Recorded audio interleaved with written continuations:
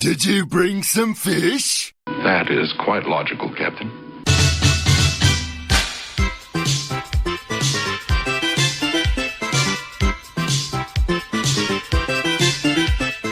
Where shall I strike? Test your might. Test your might. Get it out! Get it out! Test your might. Test your might.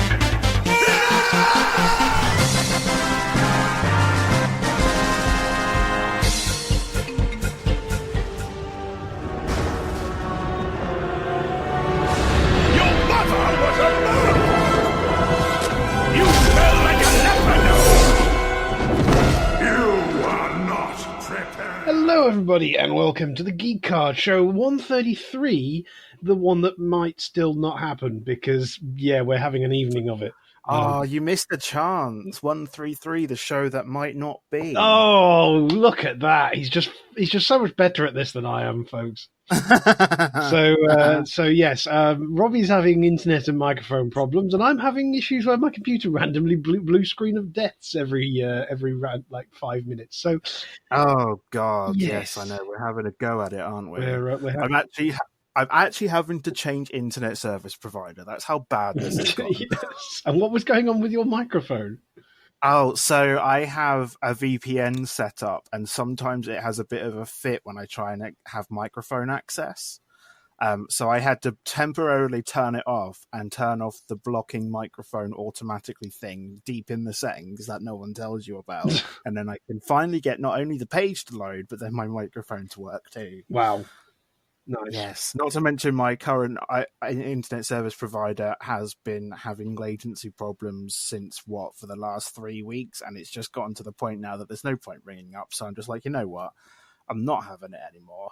So I'm now transferring to a entirely different spectrum of internet entirely, because I'm going with mobile broadband now because there's a decent unlimited SIM thing I can get, and I have a mobile router, so I'm going for that and seeing how that goes. Oh, cool. So you'll be getting your internet via 4G then?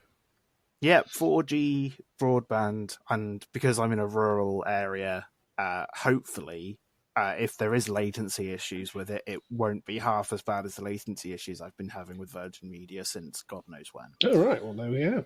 So, What about your predicaments? well, so after a week or two of computer randomly blue screening and WoW randomly crashing and Chrome tabs randomly crashing, I did driver updates. I did a whole mess of things, and finally realized, okay, I'm going to have to check the hardware. So I used the Windows memory diagnostic tool, and within like 30 seconds of starting, it was like, "Yep, your RAM's fucked." So, yeah, that's nice. At least it's in warranty. Actually, interestingly enough, it's Corsair RAM, and Corsair RAM has a lifetime guarantee. Oh, good. So you can do that via Corsair rather than the company you bought it So through. I went back to the company I bought them from, and they said, yeah, it's in warranty, but we can totally pick it up and diagnose it. But actually, Corsair do lifetime guarantee for RAM, so you might find it's easier just to take the RAM out, send it to them, and get a replacement. So that's what I'm going to do this evening is figure out what RAM I've got and fill out their form too. Yeah, they actually have a section where you can fill out a support ticket, and one of the options you can pick is I've used the memory checker and my RAM's got a problem. So good. That's pretty cool. Actually, I'm quite impressed with Corsair for that. Yeah, I think I've exclusively used Corsair RAM for at least 8 years now. Yeah, I've used Corsair the last 2 PCs I built for myself. Previously, I just went for whatever's the cheapest, but you actually do get value. It's worth it. This is not sponsored by Corsair. No, it's not. But if they would like to sponsor us... Yes, exactly. Maybe put that in the ticket. It's like, by the way, we've plugged you on our podcast. Could we please have a sponsor? That would be cheeky, but then I guess you never know if you don't ask. You don't try, you don't know. That's it.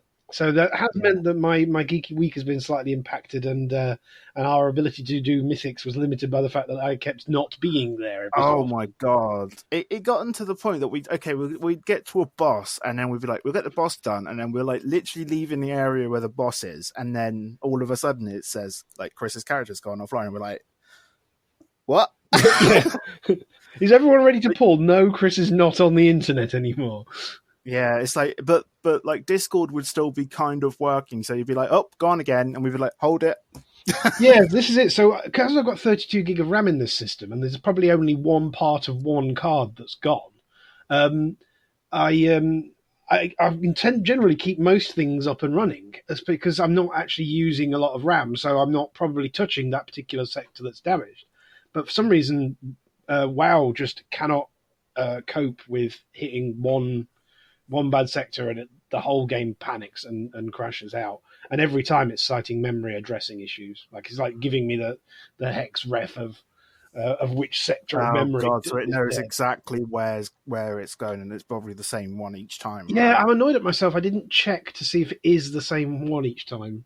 Because sometimes it'll last for 5 minutes, and sometimes it'll last for 5 hours. So it's not something that's easy to replicate.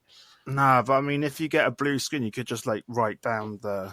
Well, that's been a different error message almost every time because it's always something to do with memory issues, but it's usually a different Windows system file that was trying to write to that bit of memory when it blue screened. So, yeah, the only thing I'm really worried about is that Corsair are going to come back and say we tested that RAM, it's fine, your motherboard's gone. Which means now you have to go through a whole different company to be like, look. Well, the thing is though, if it came to it, you got the warranty with the company you bought it from. Yeah. But you've also more than likely, because it's been like not even 18 months. Yeah. Has it been a year? It was November 2017, so it's been just over a year. Yeah. Okay, so the likelihood is that you're probably going to have at least hopefully a minimum of 3 years from a reputable motherboard company. Hopefully, yeah. I mean, I don't know what brand is your. I think it's Asus. Oh yeah, they're normally pretty good. So hopefully it is the RAM, and hopefully that's just Corsair being like, yeah, okay, that's fine. Just like, we'll send you a replacement or whatever. Yeah, so we'll have to see. For all I know, the next Geek card might be recorded from my MacBook. Yeah, because it's not the first time you've had to actually resort to playing WoW via a MacBook, is it? No, I mean that was actually to do with a faulty network card in my old PC, but then that one was like 10 years old. This computer I've had for like a year and a half. I've never known RAM to go that quickly. In fact, I'd never really known RAM to fail on me. So yeah, I've never had it fail on me. The only thing I've ever had fail on me is a power supply, but then you'd expect something like that to maybe go. Yeah. Yeah, so that was putting a nix on the computery side of my geeky week, but I did play the first session of Invisible Sun. Oh yes, that was really good fun. We got told that we were going to a street to meet a couple of people, and this is in the actuality. So we're in the sort of magical dream world which is revealed to be the reality, whereas this world is as in what we call 2009 London, 2019 London, even not 2009, is the dream, or wherever your character's from is in the real world is actually the dream, and you wake up in this fantasy surreal world. So yes, we have this. We get told to go and see a person in a house on a street to do a thing. We sort of have a free form discussion about why we're going there and who's going and what. We decide, because there's lots of freeform stuff between players where you just decide stuff. So I'm now a friendly rival with a fellow academic who's one of the characters in the party, and although my character doesn't know it yet, my fiance's character is actually my granddaughter. So yeah, there's really weird stuff already going on.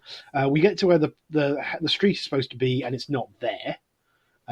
So I summon a thing to fly around and find out information on the street. I summoned this like moth with wings made out of ears, just because I thought that was cool. So he flies off and finds information, and a few other people try various different sort of geomancy to read the earth and this sort of thing. It turns out we just completely fail to find the street. We find out a bit later that it's gone, and someone who was also looking for it and looking for us finds us and turns one of the characters two-dimensional and puts them against a wall. That's a thing apparently. And then we all decided, do you know what? Sod this. Let's go to the pub. Where someone ordered a tier of gin and a mountain of tonic, and they literally got tonic shooken from a waterfall on the side of a miniature mountain. And then someone else ordered a screaming orgasm, and it was literally woven together from like these weird sort of fetish doll things. And yeah, it's a very, very surreal game setting, but it's a lot of fun. It's I think I said last week it's by the same guy who did Numenera, and it was a Kickstarter thing, so you actually get like 2 or 3 big boxes full of like handouts and photographs and character sheets and cards and all this. Oh, sort of nice. thing. So so there was lots of things to hand out to people and to tactile to interact with. So yeah, that was a lot of fun.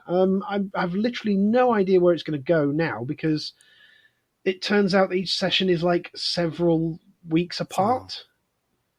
So yeah, it's not like your D&D linear progression of storytelling, but there is a mechanic for players doing stuff with the GM in between games, like a collaborative writing thing. Okay. So I'm now going to try and sort of figure out something and do a bit of collaborative writing, especially as I can't play any WoW at the moment. Yes. So, see what we But can you come were up about for the things we did in WoW in the raid though last week. with. Yeah, I only crashed out the raid twice, which was fine because I wasn't healing it this time. Yeah, so I think were about when Jaina was taken down. I was, yes, that was It unexpected. wasn't it? Just with literally 3 people alive at the end of it. Yes, And, but we got it, and we did. We've now officially finished Desire Law, and we're going for the mini raid before the patch comes out. So we're actually what's the word? A curved raiding guild now. Yes, well, we're not a guild. This is it. So we're a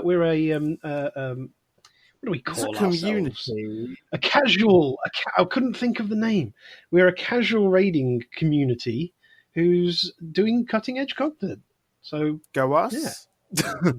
yeah, we're pretty proud of ourselves, and I think we're at this point you could argue that we're a cross server guild.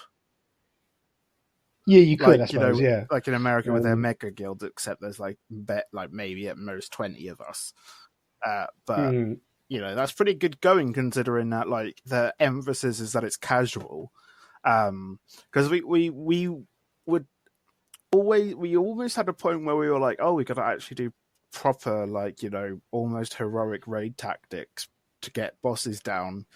But then Raven, who leads the community raid, so was sort of like, no, we're emphasizing that this is casual. We want people to have this to be accessible to people. I always think, if you want to categorize how casual and accessible our raid team is, our second tank's mother plays. Yeah. All of our tanks raids with his own mum. Make as many as your mum jokes as you feel appropriate. The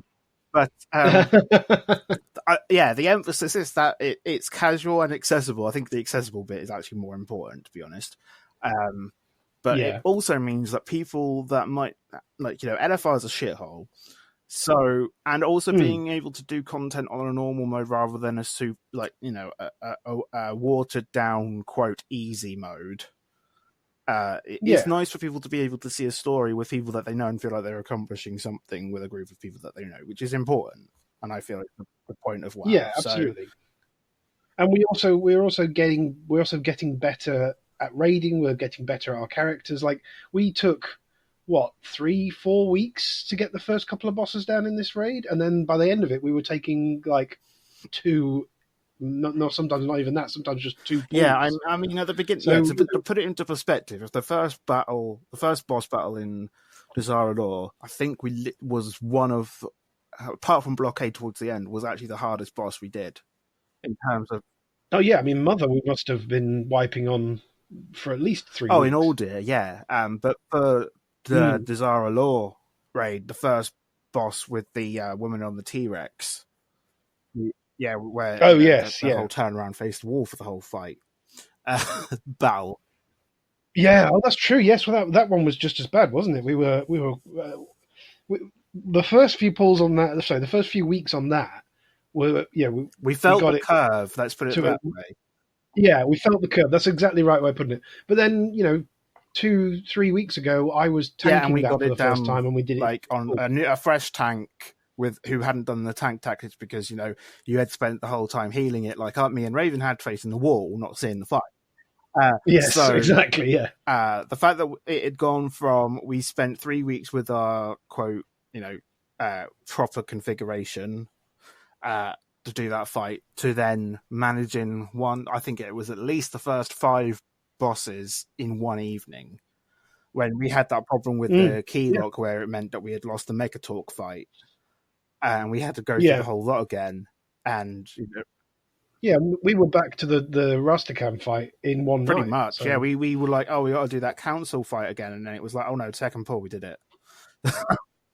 And I think also, our small 5-man guild or 6-man guild, when we're doing mythic content, I think we're seeing all of us, but especially the people who are joining us, have only just started playing this expansion or the last 2 expansions. We're all getting much better with our characters because we're using them in tough, coordinated content rather than, like you say, LFR, where you just chase a pack of 20 people and maybe around hit something a couple of times.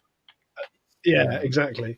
So yeah, I think it's really awesome, and we talked about this a lot on the GGW because show of we Discord did. and stuff. Yeah, exactly. Yeah, the way that the modern technology and social networks have brought people together. So yeah, it was fun, and I'll try and get into the raid on Wednesday, even if I do end up disconnecting a lot.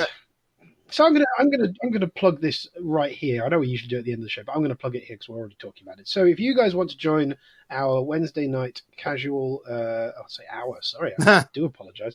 The GGW community are raiding on Wednesday nights. We start. We're on EU servers, obviously, and we start at between 8 and 8:30. Everyone sort of congregates at 8 o'clock.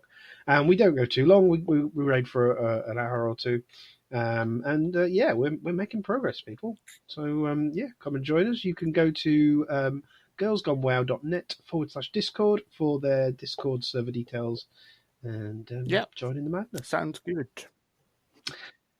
Cool. So, anything more from your side for your Geeky Not weeks, really. Mr. Robbie? It's just been WoW and occasionally going out and pretending to be a different person for an hour.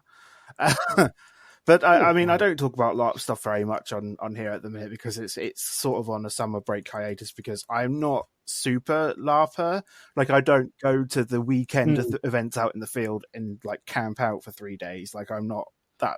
That's not me, and that's what's happening at the minute. Because you're a dog. So it's kind of on a hiatus, but we occasionally do get a little something here and there. But when it comes back properly, I'll be putting it back into this. So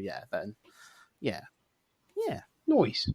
Well, this week, we sort of hinted at it last week, that while we were recording last week, there was a bunch of stuff going on. A bunch of conferences going on.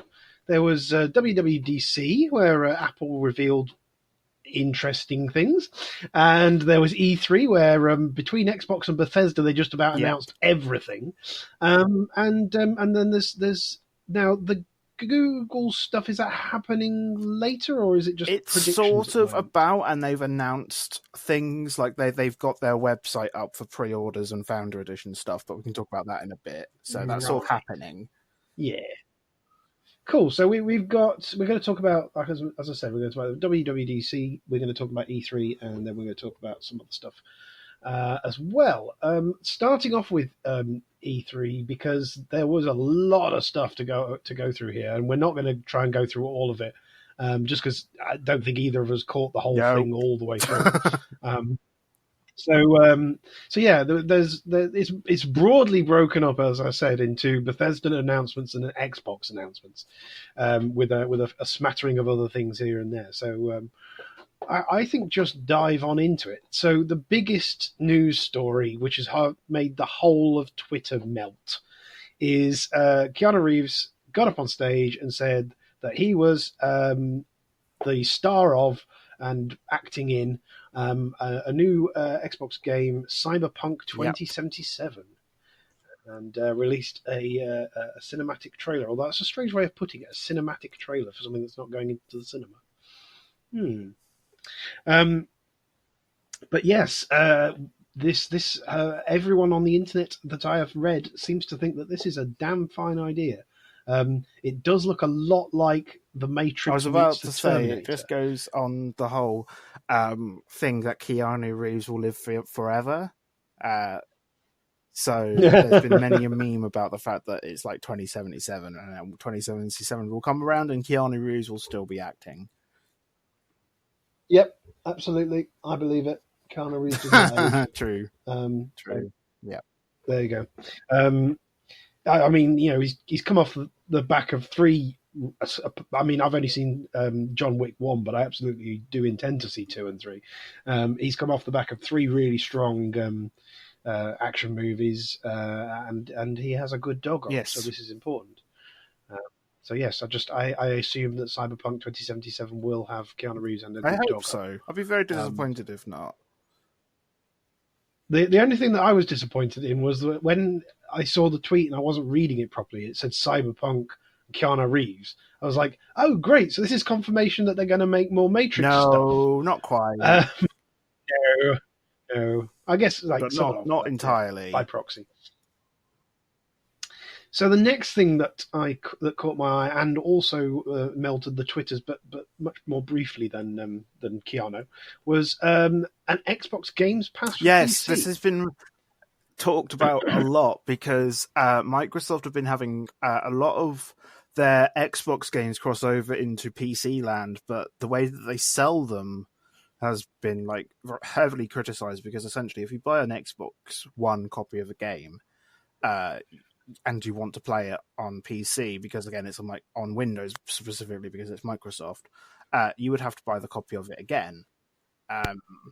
And the way that they're sort of announcing that they're going to do this is that they're going to have a pass where it means that Xbox One games should be available to play on PC through Microsoft, if I get that right. Yeah. But I don't know whether it's like a blanket fee or whether it's like a pass that means if you buy the Xbox One game, you get to play it on the PC. It sounded like it was a monthly subscription because it's like $1.99 for the first month and then $4.99 after that. I guess if you've got the subscription, any game that you've bought, you can then play. But then, how can you? Maybe there's like a code or something that they're going to start doing. But yeah, that would make it makes sense that like games, as we'll get into later, like subscription to access games seems to be the way that things are going. Because we had the whole thing where you'd buy a game and it would be complete, and then the internet became a big gaming thing. That meant that DLCs were a thing, and then they started season passes. So it makes sense that entire games and having access to games should be a monthly subscription rather than a paid one. Yeah, I can see this. I can actually see this being the way that the industry goes. But then I wonder how Microsoft go about making sure that the publishers of the particular games you're playing get a stake of the money you're maybe paying. they'll get into the territory of either a Netflix or a Spotify sort of problem, or Spotify especially with artists not being paid properly for things. Yes. So that's one to watch, I think. Probably with the whole game subscription service thing that the whole world and his wife seem to be trying to get behind anyway. So, yes. Can I talk about one that I like? Obsidian Entertainment, that made my favorite Fallout game, which was Fallout 3 New Vegas, have got a trailer for Outer Worlds. And I'm mainly just saying this because Obsidian Entertainment is so underrated that they deserve a lot of love. So I hope that anything that they make fully but out of their own studio, that's their own thing, rather than playing rather than developing a game for another series or whatever. I hope that their space age gunslinger murderous thing that they're building is going to be really good. Yeah, I like the artwork for that game. It looks kind of like WildStar meets retro science. Meets Fallout. Yeah, meets Fallout. Yeah. So yeah, I'm looking forward to getting a chance to watch the trailer for that. That's not one that I'd come across before, so it's kind of cool. Yeah. Something that I've definitely come across before. A Uh-huh. lot of us have come across it before, but then it went away for a long time. Yeah. Microsoft are bringing back the Flight Simulator. Are they really? Yes, Microsoft are bringing back Microsoft Flight Sim. I kind of really like this. I don't know if you remember the game originally. Yes, I still have a copy in my drawer. Oh, wow, there you go. So, yeah, there's just... I used to love it. There was something satisfying about just, like, serenely taking off in a passenger jet, flying, long distance, and then landing safely. It was quite rewarding. Especially if it was, like, a local airport that's never been used for, like, a huge jumbo jet. Yeah. Which is definitely what I definitely didn't do. Crash jumbo jets into small, out-of-the-way airports. I think I actually managed to crash one into my house once. Oh, that's impressive. I mean, I don't know if they're going sort of full-on Google Earth, you can fly a plane around a completely virtual world level of detail, but these days you never know. Yeah, you actually have the processing power that would be a viable option. So, but 2020 release date, like that's quite ambitious, I would have thought, for something like that. I think they must have had it in development for a long time. Yeah, I mean, the fact that it's going to be in 4K and probably going to have VR support is even better. Oh god, the VR support is amazing. That actually might be the thing that makes me get a... I was going to say, is that what's going to make you go down the Oculus route? That might. I don't know if I'd go Oculus or whether I'd go something else. Is it only Oculus that it would work on? I'd imagine that if it's going to be on PC, it's going to be on something like that, yeah. Because Oculus is owned by Facebook, isn't it? It is, and they've released a standalone sort of thing recently as well. So, I mean, the VR thing's getting very important now, isn't it? Can we talk? Even be on HoloLens. Can we? Oh yeah, that would be cool. Can we talk about how the internet lost its shit at Pokemon Sword and Shield? Go on, yes, go for it. Because Nintendo had their is it Nintendo Direct? I think they call it. Mm-hmm. That was streaming and people were live tweeting it and people were losing their shit over the new Pokemon that were being announced and how fluffy some of them were. And the good doggos that are going to be the legendary Pokemon. There's a lot of memes going around that I've shared a lot of. But it's going to be really exciting because in Pokemon games, you're normally stuck on a top-down view. And they're sort of taking Pokemon meets Breath of the Wild, in which you can control the camera angles and stuff so that you can actually see the world around you rather than just seeing a specific portion of it. And they're also creating this new system where Pokemon become gigantic. And it looks kind of terrifying and impressive. And they're also bringing in Pokemon Go sort of things with Raid, so it's going to be multiplayer as well. So it's going to be nice and it should be fun, especially on the Switch. It's going to look amazing. Yeah, it will. I didn't actually get a chance to catch the presentation for it, which I'm slightly annoyed about. It's on YouTube. No, I wasn't. Sorry, I wasn't meaning Pokemon. But the one thing that I did notice they finally announced the Square Enix Avengers game that. Oh yes, they did. Yeah, but like I said, I didn't see the presentation, so I have no idea if it'll be any good or if it's. But more importantly, there's also Lego Avengers, so. Yeah, there's also Lego Forza Race. I saw Forza Speed Champions, and I'm just like, I loved Lego Racer as a kid. Yeah, it's like, okay, so Lego is in all the things, apparently. Yeah, and there was one that completely shocked me out the blue that I didn't even know was going to be a thing, but Fable 4 is a thing. Oh, right, okay, I hadn't seen that. Yeah, like, it's in the section of the Games Radar link that's like the potential ones, where it's like, it says... on here, where is it? There it is. It says there was a Fable 4 leak that's confirmed there is going to be a sequel to Fable 3. But they're not entirely sure whether it's going to be a Microsoft only thing because it was only on Xbox at the time. But I hope it's like honestly, I hope it comes to the Switch because that would be an amazing RPG to have on the Switch.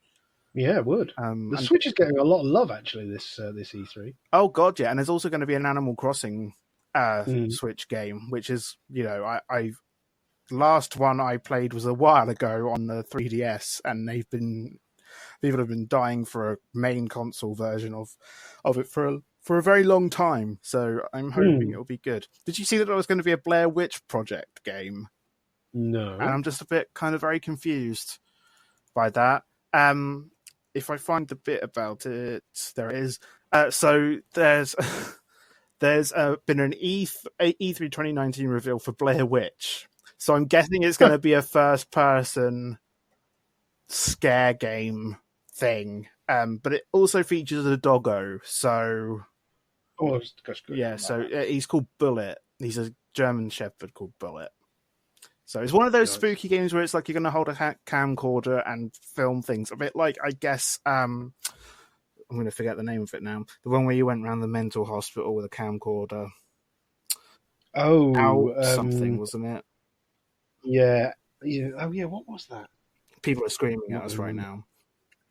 Yes. Answers in the comments section at TGC. Yes. What was that? What was that really, really intense horror game where it was basically a camcorder? But that seems to be a genre now where you're a defenseless journalist in a horror game. But I mean, I'll go with it. And Baldur's Gate 3 was announced. This was one of the first games that E3 where Google Stadia was an official platform. So think of that what you will. But Baldur's Gate 2 was quite fun. So let's hope that it keeps going. Yeah. I noticed that two of the oldest games I remember are still ticking over, with Doom Eternal and Wolfenstein Youngblood. Yeah, Wolfenstein looks amazing. What's the plot behind that? I wasn't expecting to see a Wolfenstein game. Wolfenstein basically fight Nazis? Yeah, but this is like there's now two kids doing it. I have no idea.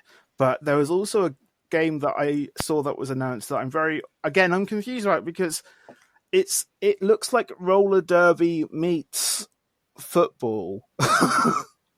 Now that just sounds awesome. It's called Roller Champions, and it was completely blindsided, and it was like a leaked online thing. But it's by Ubisoft, and from what it looks like, Rocket League meets roller derby. So I might give that a go. I have just that. If anyone heard that sound, that was the sound of my jaw hitting my desk because it has dropped.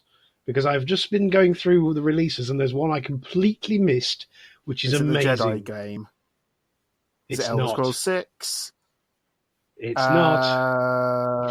Commander Keen is coming back.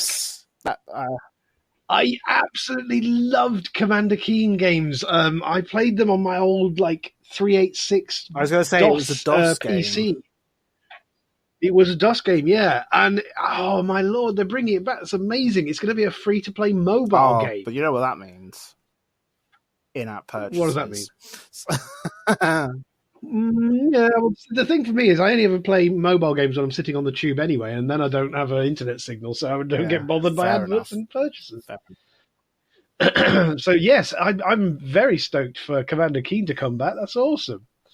I'm just trying to think if there was another one that's... the only one I can think of is the... I guess it's a sort of... If Assassin's Creed met Pirates of the Caribbean game called Skull and Bones, which is basically a naval warfare pirate game. Yeah. Nice. I mean, a lot of it's been quite exciting, but also in the back of my head, I'm like, I'm never really going to get a chance to play all these anyway, so I hope someone enjoys them. Yeah, no, this is it. That's kind of why I'm happy about Commander Keen, because I actually might get a chance to play that because it's a mobile game. I'm lucky. I just had a quick sneaky look at the Sword and Shield trailer, and it does look fantastic. It's definitely worth getting a Switch for that. But if in all honesty, like, when am I going to get to play it? You could use it as a commute device. A lot of people do that because it's Oh, that's true. I completely suppose yes, because handheld and it's portable. 'cause it's You don't need an external thing to play it. It's all in the handheld mode if you want it. That's true. Yeah. That's a very good point. It does mean I have to fight my partner for the Switch every That's it. morning. Early bird gets the Switch. There we go. Oh, Well, fair that's enough. her, Well, then you just have unfortunately. to hide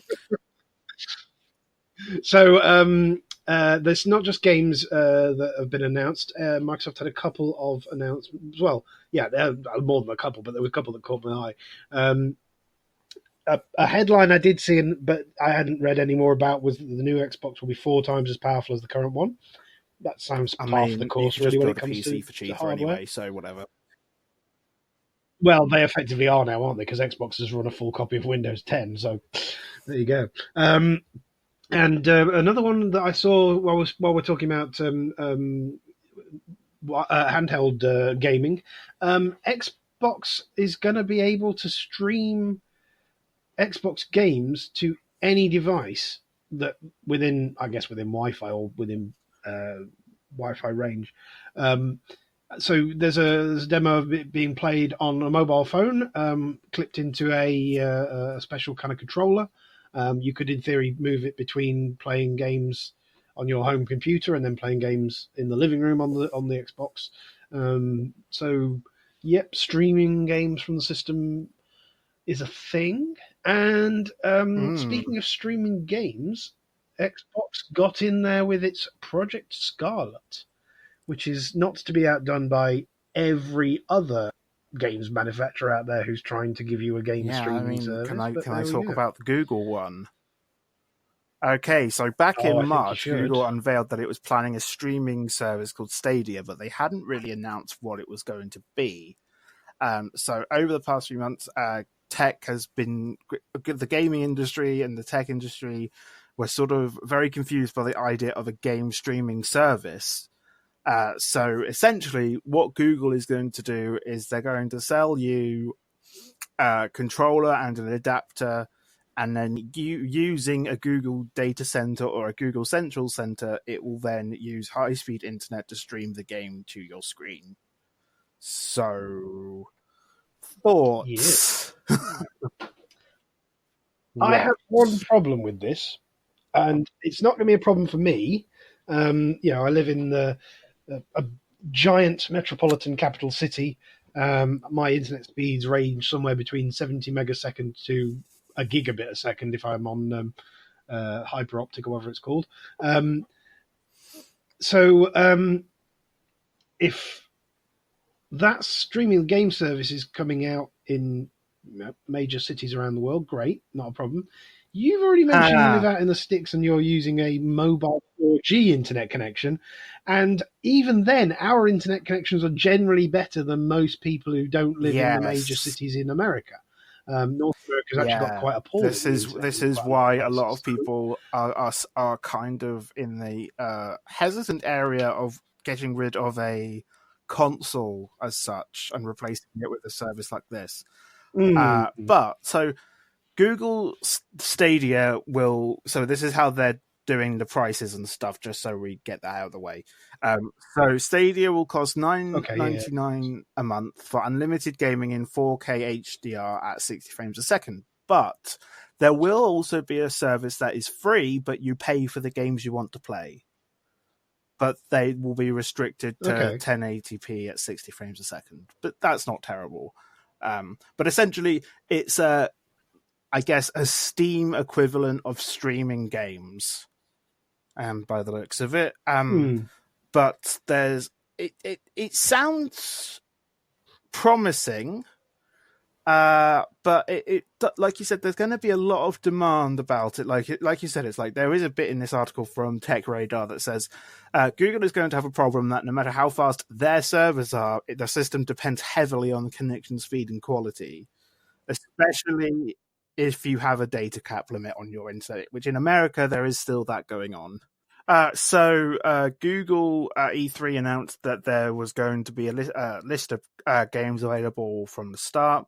These include, but not limited to, Doom, Destiny 2, The Elder Scrolls Online, Final Fantasy 15, Grid, Mortal Kombat 11, Rise of the Tomb Raider, the Tom Clancy series, and the Wolfenstein Youngblood game, which we already sort of talked about. But they also have a special edition called the Founders Edition, which they've managed to include Destiny 2 as a copy of it, but all the expansions for Destiny 2 will be free, which will mean it will be the only platform where you don't have to pay for DLC for Destiny 2, which seems really weird that they managed to get that deal going. So they've also got a specialized controller. Let me just get to that. So it looks like an Xbox controller with some additional buttons to it. And it specifies that you don't have to have this controller to play the games. It's more like they're trying to enhance that you have a better experience with their product. So I'm just trying to find where so by the looks of it, you'll be getting, if you buy the Founders Edition, for example, you'll be getting a Stadia controller and a sort of, I guess it's a Google Chromecast sort of device that plugs into an HDMI port, which means you can play it on pretty much anything that has an HDMI input, which is good. It's portable, but it's not quite portable as a Switch, for example. What is a really annoying is that they are planning on having an app within Android for it called Stadia, of course, but it's only going to be supported initially by their Pixel phones when it's at launch. Oh yes, so we're going to have to wait for that. I guess that's because they control the hardware in the Pixel phones. It's the easiest platform for them to develop it. But arguably, if it's a streaming service and you're just using a Bluetooth controller, it shouldn't matter because it's streaming it to a screen rather than a device that needs hardware for it. But again, this is with a mobile thing. This is all going to be based on your connection, and mobile connections vary heavily. Greatly. Yeah. I mean, although having said that, speaking of connections, you did miss that I did just have a crash and recovery. So if you thought I was quiet for a moment there, it's fine. I was talking. We shall have many more, I'm sure, before the podcast is out. But one thing that while I was reading this, and I put it as a question to you in the show notes, what is your thoughts on replacing not only physical copies of games, but also, by the sounds of it, replacing physical hardware instead for streaming games from a central server? I mean, my personal take is this is great because I've got a top spec gaming PC. I've got a very fast internet connection. I don't necessarily want to spend out on a £400 console and then a £60 game if I can just sign up for a month's worth of $9.99, play a game for a month, realize I'm an adult with no time to really play games much anymore, and then unsubscribe. Go back to playing WoW. Yeah, exactly. For me, this seems like a really great idea, but that's because I have, as we keep saying, a fast, stable internet connection. Can't stress that enough. Yeah, this is a potential great way for things to go now, but whether or not it's going to have trouble with early adoption because the technology, the infrastructure isn't there to follow it up. That's the big thing for me. Well, it's coming out towards the end of 2019, so maybe you'll get a chance to have a go at it if you are that bothered by it.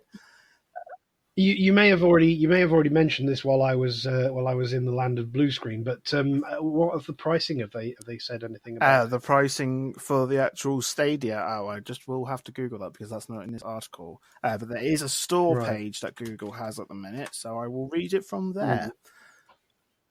So a Founders Edition will cost $129 US.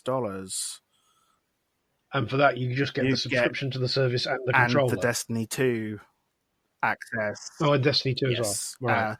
So it That's says not too bad, I Stadia's suppose. resolutions range from 4K to 720p, matching your network speed.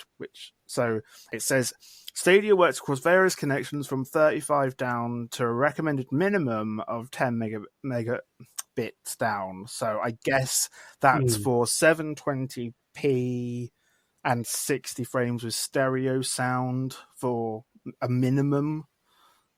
They already have a test your connection thing, which I dare not press because I'll get very sad at the moment because I haven't got over to 4G at the minute.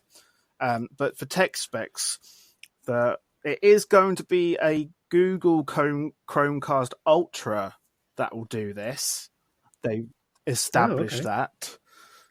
So it is a Stadia controller with a USB-C to USB-A and a power adapter, and a Google Chromecast Ultra will be in the Founders Edition, which technically means if you already have a Google Chromecast Ultra and a Bluetooth controller, you should be able to access the server when it releases with just the subscription. But, some people will want to have the Founders Edition. But yeah, are you on the Google Store page at the moment? No, I could take a quick look. Just so you just have a look at what it's like, because I want to get your opinion on what you think the hardware itself looks like, the controller itself looks like, and all that. So I'm looking at the controller, and it's very much it's an Xbox meets a Switch. It's an Xbox meets a Switch. It's exactly that. It's got a Google Assistant button. Oh, good. I'm glad. I'm glad it has that. Yeah, because I'll definitely use that a lot. There's things that they don't say, like how long's the battery last in the controller. That's probably why they're shipping it with a USB-C power adapter. Yeah.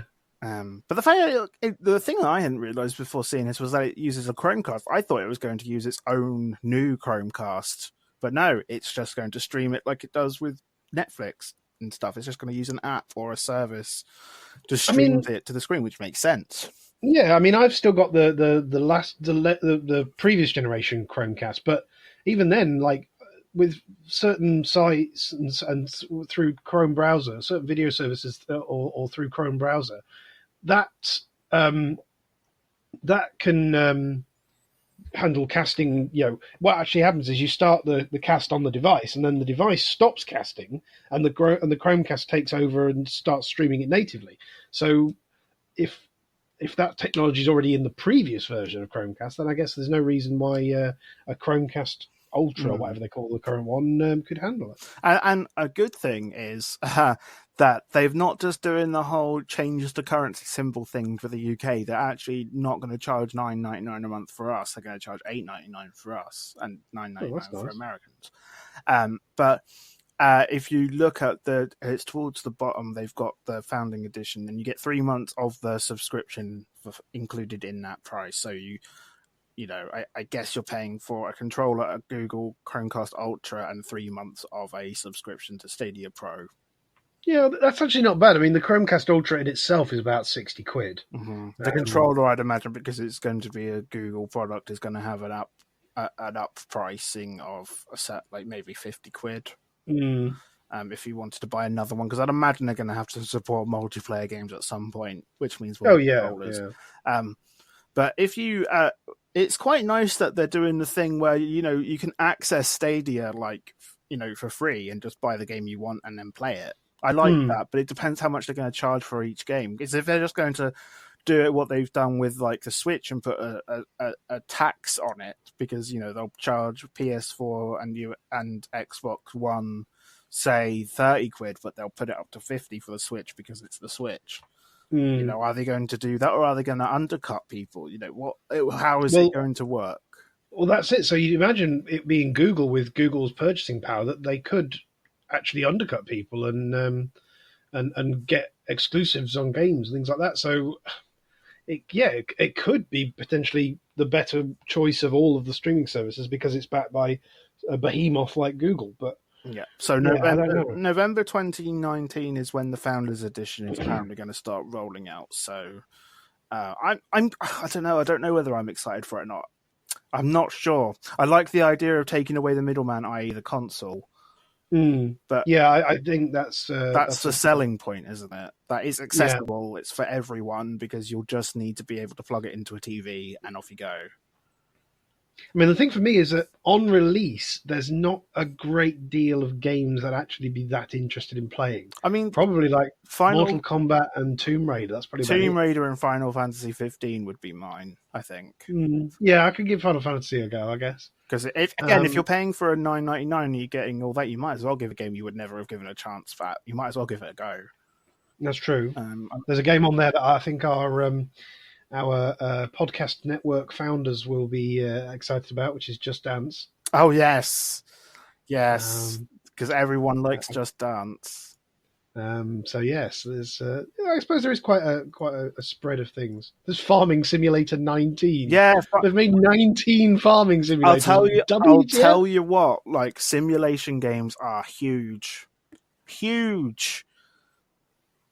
I mean, if you're impressed with Flight Sim, some people get their digs from farming. So this is true. This is. We are a non-judgmental simulator podcast. Right now, we're a non-judgmental simulation of a podcast because we're barely a podcast at this point. We're falling apart. Yeah. But anyway, shall we go on to WWDC quickly, just to round it off? I think we should. So. The article I linked to in the show notes is pretty good. It's from ZDNet, and its title is "Apple did the impossible and annoyed all the right people." Yep. So there was. I'm not going to go through all of them because there's like a handful. It was a fairly long. It was a fairly long thing. So, put this straight up. Robbie and I, neither of us are massive Apple fanboys, but at the same time, I can respect their craft, but I'm not a fan. Let's put it that way. Yeah, I mean, I like some of their hardware. I have a MacBook Pro for a laptop, but don't have an iPhone, an iPad, and everything else. So some of the stuff they announced. Speaking of iPads, that's getting an iPad OS, which is good because it's been needed. Yes. The two things that confused the heck out of me was the way they announced this was saying iPads are going to be a proper laptop replacement for the first time, and I'm like, hang on, didn't you market every model? The first iPad was meant to be a laptop replacement. That was why it cost that much. So okay, and then the second big announcement that they were wowing everyone with was you're going to be able to snap things to the sides of the screen and run things next to each other. Oh my god, we've been doing that since Windows Vista. Well, we've even been doing it on Android. Like my Motorola can do it. My low-end Motorola phone can do that. So that was like that was a non-announcement. Great announcement. But great. There's going to be iOS 13 is coming out with features that already on Android. Yep. Okay. All right, move on. So there's going to be a brand new version of OS X. We're getting OS X. What have they called it this time? Which mountain was it? I forget. But the thing that confused me about that is it's not very long since Mojave came out. Really? Is it? No. Like it's a year at best. I think it's 18 months. Yeah. I think it was 2017 for sure. Actually, thinking about it. Yeah, so and that has had a hell of a lot of bugs. Yeah, it has. So, is it so bad that they've just scrap it? We're going straight on to the next one. Can I tell you my absolute favorite thing that they announced? And I'm saying favorite. Oh, before you do, sorry, I just have to caveat it. My brain has worked again. It's OS X Catalina. Catalina, okay, right. Yeah. I say my favorite thing with heavy sarcasm. The glorious, unbelievable, amazing first time anyone's ever done this. Sign in with Apple. Yeah, they definitely want to get into this Apple as a service, don't they? Yeah, considering that there's already been a lot of companies that beat them to that. Well, yeah, I mean, Google, you got sign in with Google, sign in with Facebook, sign in with Do you have signing with Twitter? We probably have Probably signing with bloody WhatsApp. LinkedIn at this point.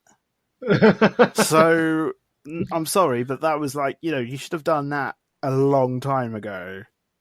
I love the fact that everyone was. I mean, I know it came in Mojave, but I love the fact everyone was getting really excited about dark mode for OS X, which at the same time just quietly Windows released light mode just in a feature patch. Yeah, right. Like, So I've been using I thought dark that was mode on Android since you could do it through an app, where it's a third-party app, and yeah. So the good thing is that the Mac Pro no longer looks like a dustbin. Oh no, it doesn't. It actually looks like a cheese grater now. It now looks like a cheese grater. To be Yes, fair, it has handles, so it does. It does look similar to the old Mac Pros from sort of circa 2012. Yeah, and they were very nice. Yeah, like the weird dustbin swing lid circles of joy that were the old ones. People had a lot of problems with them in terms of cooling them and such. Yeah. So I think they've done the whole thing. I was like, air holes, that's good. Let's put them everywhere and give it a cheese grater effect. And give it a cheese grater effect, exactly. So I mean, I don't know. The problem is the cost of this. I mean, it's beautifully styled, even if it is slightly cheese grater. Yeah, tell them the price. Tell them the price. Yeah, this is the problem. Like the cost of the base spec. Tell them the price. It's a stupid amount. It really is. It's $6,000. Why? $6,000 for a cheese grater. It's for a cheese grater. Yeah, basically. Yeah. The base spec, I think, is 8-core, 3.5 gigahertz Intel Xenon W processor. So a server processor, really. So a server processor. It's only got 256 gigs of amateur memory, which is tiny. But okay, great. There's a couple of nice graphic card options. The smallest graphics card they've got has got 8 gigs of GDR5 on board, which is kind of but nice. gaming on Apple. Oh yeah, it's on it's on an OS platform. Like, this sounds good if it was a Windows platform, and a lot of people are going to like dual boot, right? Well, this is the thing. So for $6,000, you can build one hell of. You could build several. You could build one for each room of your house for that. Yeah, and have some money left over to install wiring into everything. This isn't groundbreaking. Like, I'm sorry, WWDC 2019. This is like 3-4 years too late. Everything. I mean, I don't know. It's insanely optimizable. Like, if you've got the money to spend, it's got like 16 PCI slots. But you'd buy something stupid. You'd buy something better if you have the money. But I mean, there aren't many motherboards with that actually out there available with this much expandability. No, but those that are, you could easily build. Those that are would be available for a lot less if you source the things yourself. Well, true. I mean, and also you can put up to 1.5 terabytes of RAM in this thing, but then you have to pay for 1.5 terabytes of RAM. It's like these are the potential of the top spec of these machines, but they're not the ones you get out of the box for $6,000. Are they? No. So, yeah, I don't know. As a money is no object, because I'm a company and I've got artists working on 3D animations and things like that. It's fantastic. But then I know from working in film and TV post-production, nobody works on Macs. They work on Linux. Yeah. They work on custom-built systems that integrate with their render farms and their pipelines. So, yeah, it's difficult. The Penguin Boys rise up and kill apples. So some of the other things that announced were the screens. They have a very high-end 8K resolution thing. This is an 8K resolution Apple screen. It's I need to get the specs up on this because I don't want to give anyone the wrong things, because it is pretty damn impressive. what it's XDR, so Oh, fair. extreme dynamic range. It's 6K, not 8K. Sorry, 6K. Okay. And it is coming in September, and it is also $5,000. Can't you buy an 8K TV for like $2.5 from LG at this point? I think you probably can. I don't think you can get an XDR. Oh no, one, okay, yeah, okay, I'll give them that. But like the 6K is a weird middle ground. It is. It's 6K TFT, so sort of true tone LCD display. Okay. It's 20.4 megapixel, so 20.4 million pixels at 218 ppi. It's 16:9, so standard television ratio. I know there are People love their 16 displays that are going a bit ridiculous. Yeah, it does a 10-bit color depth, giving it 1,073 billion. Sorry, 1.073 billion colors. Brilliant! Wow, and 60 hertz. So very smooth video. It takes USB-C, Thunderbolt 3. Doesn't mention HDMI, which is slightly worrying, but I guess it is designed. It's designed to be a screen, not a TV. Yeah. So it's going to be beautiful to work on if you're a video or photo editing. I mean, that's where they're going with it, especially with the True Tone stuff. Yeah, no. $5,000 to okay. That's again, it's just difficult to justify. But pay $1,000 on its own for the stand. Yeah, so that was where I was going with this. This is ridiculous. The screen that you pay £5,000 for does not come with any way of attaching it or supporting it. You have to pay $129 to get a small wall mount, or $999 for the stand. Honestly, I just how why? How do you think that is justifiable? Why? I don't get it.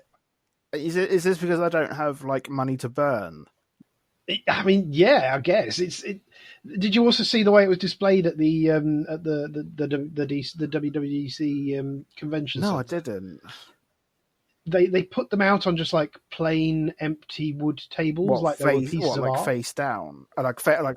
No, it's just stand. No, not the screens. The stands. What? They were just displaying stands.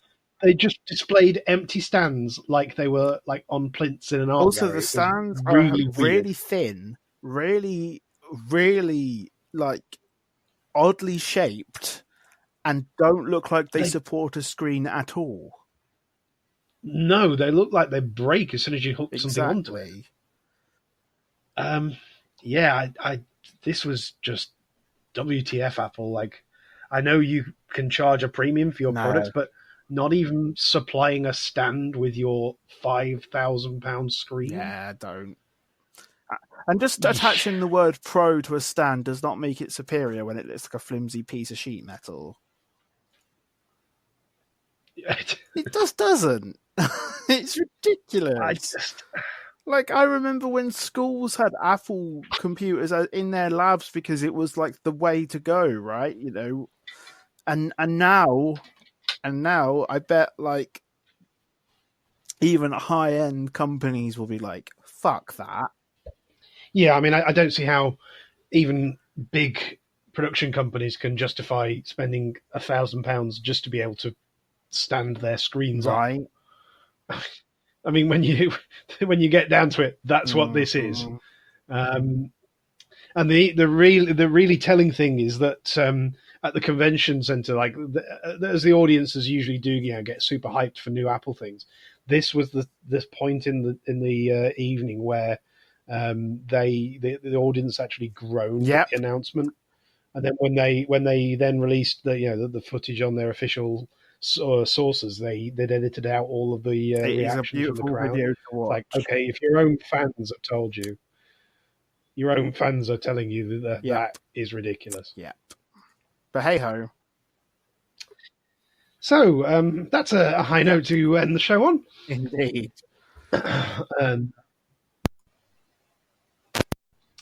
Right, so I think the only thing to do is to ask you guys what you think of E3, of WWDC, Google's Stadia. Are you guys excited to stream games from now on?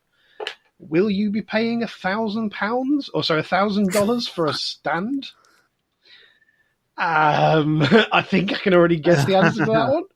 So you can tweet us and find us on the Twitters and give us a follows by heading to @TGC Show.